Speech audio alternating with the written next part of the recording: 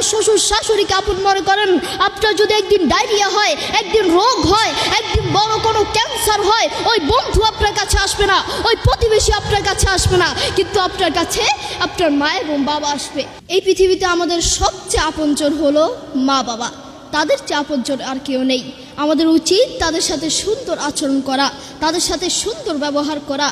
আপনি যদি তাদের সাথে খারাপ আচরণ করেন, আপনি যদি তাদের সাথে বেয়াদবি করেন, আপনি যদি তাদেরকে গালি দেন, তারা যদি আপনাকে একবার বদদুয়া দেয়, আপনার পুরো জীবন নষ্ট হয়ে যাবে, পুরো লাইফ নষ্ট হয়ে যাবে।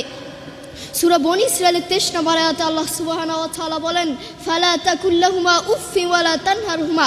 Allah said in the Quran, say not to them uff and do not repel them. তোমরা তোমাদের মা বাবার সাথে উফ কথাটিও বলো না এবং তাদের সাথে খারাপ আচরণ করো না। বন্ধু তোমাকে বলছি, যুবক ভাইরা